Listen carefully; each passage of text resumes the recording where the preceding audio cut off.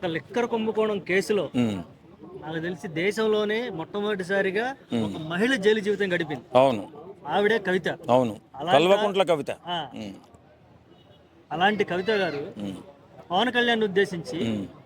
Unexpected గా deputy CM అయ్యాడన్ను చేసిన వ్యాఖ్యలు ఇప్పుడు దుమారం రేగాయి. ఎలా చూస్తారు?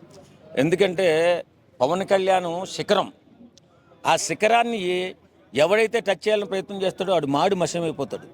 ఫస్ట్ ఆఫ్ ఆల్ అది గుర్తుంచుకోవాలి. ఇప్పుడు ఎవరికి రాజకీయ లబ్ధి కావాలన్నా ఎవరన్నా పాపం వల్ల పవన్ కళ్యాణ్ గారు వాడుకుంటారు. అందులో భాగంగా ఈ వాడుకుందేమో. కాకపోతే నిజంగానే అతను ఏం తెలియదు. వాస్తవంగా పవన్ కళ్యాణ్ గారికి రాజకీయ అనుభవం లేదు, తెలియదు.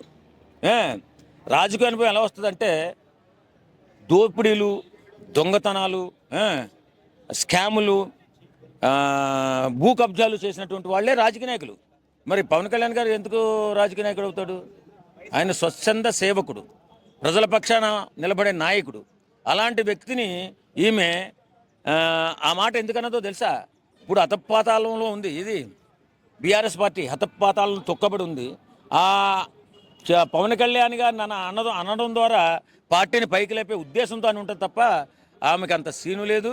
వాళ్ళు చేస్తున్న దోపిడీలన్నీ బయటపడతాయి. రేపు పొద్దున్న ఫ్యామిలీ అంతా కూడా ఇప్పటి వరకు చాలామంది ఆగారు. పవన్ కళ్యాణ్ ఎప్పుడైతే టచ్ చేశారో వాళ్ళ జీవితం సర్వనాశనం అయిపోవడానికి నాంది పలికింది కవిత అని చెప్పి నేను అంటాను. ఓకే, ఒకవైపు చూసుకుంటే జాతీయ స్థాయిలో రాజకీయాల్లో చక్కని తిప్పేసి పవన్ కళ్యాణ్ గారు ఎదుగుతుంటే ఇలాంటి వాళ్ళందరూ లాగేస్తా ఏంటి విపరీతమైన నోటిఫికేషన్ మాట్లాడటం, ఇంకా సహించే స్థితిలో పవన్ కళ్యాణ్ గారు ఉండటం ఎలా చూడాలంట? పవన్ కళ్యాణ్ గారు ఉన్న మాలాంటి వాళ్ళు ఊరుకోం కదండి. మాలాంటి వాళ్ళని ఎందుకు ఊరుకుంటాం? పవన్ కళ్యాణ్ గారు సూర్యులాంటి ఇలాంటి మిడతలు ఎన్నో వచ్చి పోతూ ఉంటాయి. ఈ కవితలాంటి మిడతలు దొంగతనం చేసి, మోసం చేసి, లిక్కర్ స్కామ్లో దొరికి అన్ని రోజులు జైల్లో ఉన్న సిగ్గు లేకుండా ఒక నిజాయితీ పరుణ్ణి, ఒక దేశ సేవ కోసం పుట్టినటువంటి మహానుభావుడిని పవన్ కళ్యాణ్ ఆ మాట అందంటే, సొంత డబ్బులతో రాజకీయం చేసేటటువంటి మహానుభావుడు ఆయన ఆ మాట అందంటే ఆమె తనే తన పతనాన్ని కోరుకున్నట్టుగా నేను అభివర్ణిస్తాను. నిజం, అది పతనం కాబోతుంది బీఆర్ఎస్ పార్టీ. ఇప్పటి వరకు మాకు చాలా అభిమానం ఉండేది బీఆర్ఎస్ పార్టీ మీద. అతను ఎనలేని పోరాటం చేశాడు చంద్రశేఖరరావు గారని. ఆయన మీద తెలంగాణ తెచ్చుకోవడం కోసం ఎంతో పోరాటం చేసిన మహానుభావుడు ఆయన అని ఆ పోరాట పటిమను గుర్తించి ఆయన్ని ఎంతో గౌరవంగా చూసేటటువంటి ఈవేళ మా తెలంగాణ జన సైనికులు చాలా తీవ్రంగా ఈ మాటలకి దుయ్యబడుతున్నారు.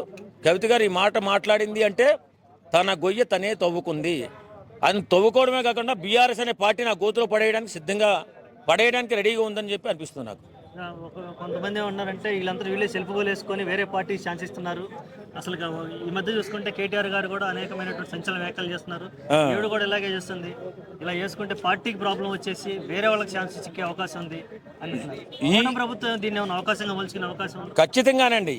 ఎందుకు పవన్ కళ్యాణ్ టచ్ చేసిందంటే పతనం అయిపోవడానికి అని చెప్పడానికి ఇదే ఉదాహరణ.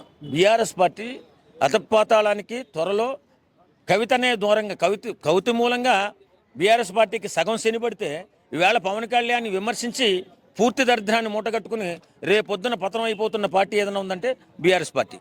కొండగట్టు ఆంజనేయ స్వామి సాక్షిగా రేపు జనసేన పార్టీ ఇక్కడ ఎలా ముందుకెళ్తే బాగుంటుంది? ఇప్పుడున్న నాయకత్వాన్ని మార్చాలి. ఇప్పుడున్న నాయకత్వం సత్యనాయకత్వం ఉంది, దాన్ని మార్చేసుకోవాలా మన జనసేన పార్టీ. ఆ నాయకత్వాన్ని తీసేసి మంచి నాయకుడిని ఎవరన్నా ఇక్కడ తెలంగాణలో చూసుకోవడానికి మంచి నాయకుడిని మనం ముందుకు తీసుకురావాల్సిన అవసరం ఎంతైనా ఉంది.